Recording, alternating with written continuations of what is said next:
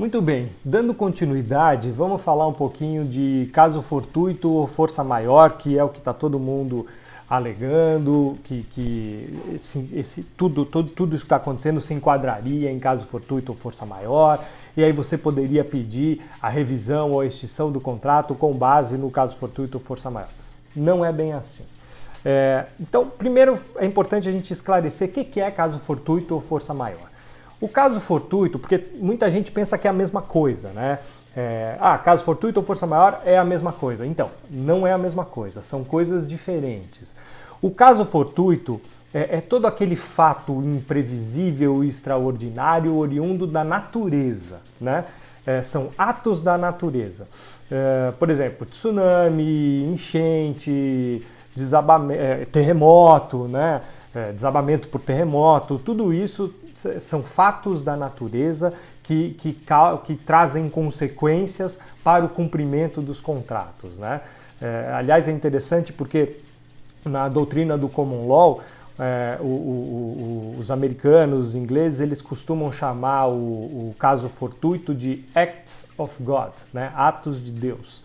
Então, está bem claro aí que existe realmente essa origem, digamos assim, por parte da natureza para que aconteça algum fato imprevisível e que traga o descumprimento da obrigação, tá?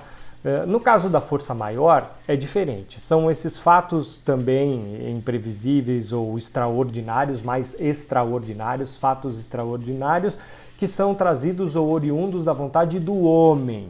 Por exemplo, greve, guerra. E é muito comum nos contratos, quando você negocia contratos e você vai prever caso fortuito, força maior, por exemplo, que você, dependendo da situação, preveja que greve não se encaixaria em força maior. Você pode fazer isso, já pode colocar isso no contrato, por exemplo, dizendo, olha, nesse caso aqui, greve não vai se encaixar, portanto ele não é uma excludente de responsabilidade, que é o que o caso fortuito ou força maior enseja nos contratos. Ele é uma excludente de responsabilidade, tá? Ele não é um fato ensejador de rescisão, de extinção ou de revisão do contrato. Ele sim é uma excludente de responsabilidade. Isso é muito importante que a gente entenda a diferença de um para o outro, tá? O caso fortuito ou força maior no direito brasileiro, ele está previsto aí no 393 do Código Civil, artigo 393 do Código Civil. Eu vou ler aqui para vocês muito rapidamente. O devedor não responde pelos prejuízos resultantes de caso fortuito ou força maior se expressamente não se houver por eles responsabilizado. E aí fala em seguida, o caso fortuito ou de força maior, verifica-se no fato necessário cujos efeitos não era possível evitar ou impedir. Então está muito claro aqui, duas coisas. Primeiro, fato necessário cujo efeito não era possível evitar ou impedir. Primeiro requisito. Segundo, o devedor ele não vai responder por prejuízos advindos de caso fortuito ou força maior se não houver se responsabilizado expressamente. Então, se no contrato tiver uma hipótese como essa que eu acabei de dizer, em que greve, por exemplo, não se considera como força maior, então a parte vai ter que se responsabilizar por todo o prejuízo advindo do descumprimento do contrato por força maior. Isso está muito claro, né? Então, o que tem que restar claro para a gente a Covid-19, ela é caso fortuito? Aliás, é uma pergunta. A Covid-19 é caso fortuito ou força maior, né? Ela adveio de atos da natureza ou atos do homem? Não consigo dizer de bate-pronto, até fica isso aí para a gente pensar juntos e vocês depois me dizerem qual a opinião de vocês. Porque muita gente pode dizer que ela veio da natureza, né? Porque veio, sei lá, do animal, que acabou passando para o homem. Ou não, ela veio do homem que foi exatamente interagir de forma errada com o animal. Enfim, isso é uma coisa para a gente pensar, mas também não faz muita diferença, porque tanto o caso fortuito quanto a força maior são excludentes de responsabilidade. E é aí que é importante que a gente estipule e passe a régua nesse momento. Caso fortuito ou força maior é apenas excludente de responsabilidade. Ele não vai, de novo, ele não vai ensejar o pedido de revisão contratual ou de extinção contratual. Então, não se pode pedir, em hipótese alguma, a revisão do contrato ou a sua extinção baseado no 393 do Código Civil, que é caso fortuito ou força maior, né? Não se utiliza essa hipótese para isso. Caso a sua inadimplência, o fato de você não ter cumprido o contrato, traga algum prejuízo para aquela pessoa para a qual você não cumpriu a obrigação, né? Por exemplo, você deixou de pagar o aluguel e o locador do imóvel ele não conseguiu pagar uma outra coisa e teve que pagar multa porque ele contava com aquele dinheiro que era certo, que você tinha que pagar para ele. Isso foi um prejuízo que o locador teve, então em tese você deveria ser responsável por ressarcir esse prejuízo ao locador. Mas nesse caso isso não vai acontecer. Por quê? Porque se trata de caso fortuito ou força maior. Simples assim. Tá bom? Então isso é uma coisa que tem que ficar já estipulado nesse momento. Ele serve, portanto, para casos de exclusão de responsabilidade. Isso é ponto pacífico e já fica então estipulado aqui entre a gente. Muito bem. Então, depois desse cenário que eu tracei, a pergunta é a seguinte: não vou conseguir cumprir as minhas obrigações previstas em contrato. E agora? O que eu faço? O que pode ser feito? O que eu posso alegar? Vamos voltar lá atrás então.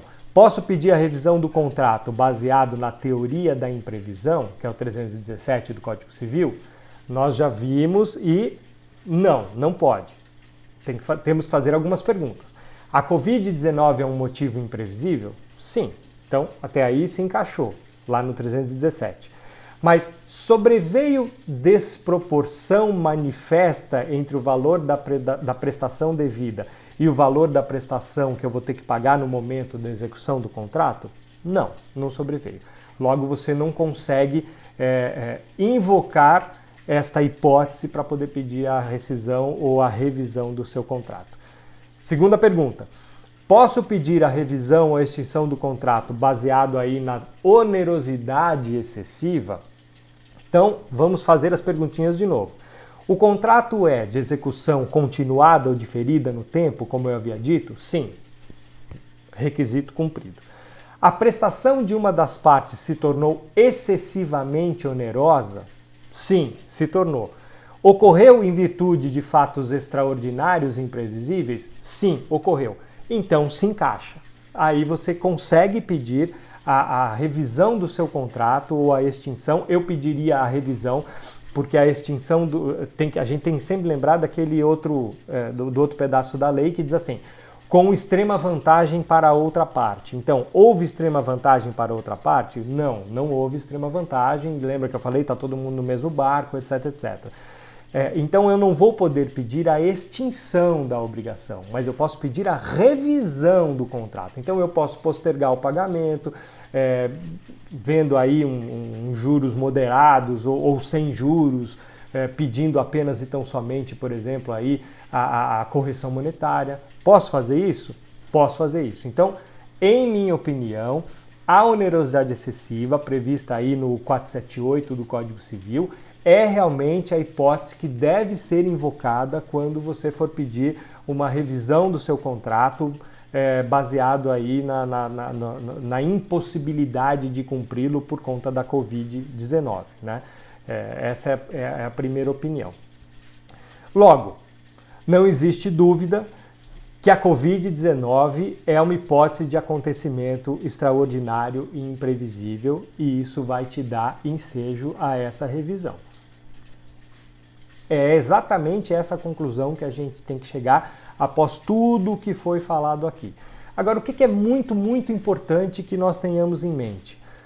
Do mesmo jeito que nós estamos sendo afetados por isso, nós temos o outro lado da contratação que também está sendo afetado por tudo o que está acontecendo. Então, o que tem que ser visto ou pensado nesse momento? Que nós não podemos simplesmente pensarmos em nós mesmos, não vou pagar, tá resolvido, deixa para lá e dane-se, desculpe o palavreado, a outra parte. Não é por aí. Então, o que é indicado para esse momento? É indicada a chamada negociação. para que tudo não, mas para que as coisas se resolvam quando a gente está falando de cumprimento ou descumprimento de obrigação, neste momento, a coisa mais importante a se fazer é pensar em negociação. Como eu vou negociar este contrato, como eu vou negociar um novo prazo, como eu vou negociar o pagamento. Toda essa parte de negociação é a coisa mais importante a ser feita e é o recomendado a ser feito nesse momento. Então, o recomendado não é pedir extinção, pedir simplesmente a revisão de forma unilateral, nada disso. É pedir sim a revisão, baseado nesses fatores técnicos que eu trouxe, mas sempre pensando em negociar com a outra parte. E aí já fica o convite para vocês, eu vou fazer mais alguns vídeos falando de negociação de contratos, como negociar os contratos, como utilizar argumentos e técnicas para que a gente possa fazer essa negociação nesse momento tão difícil. Tá bom? Muito obrigado e até a próxima.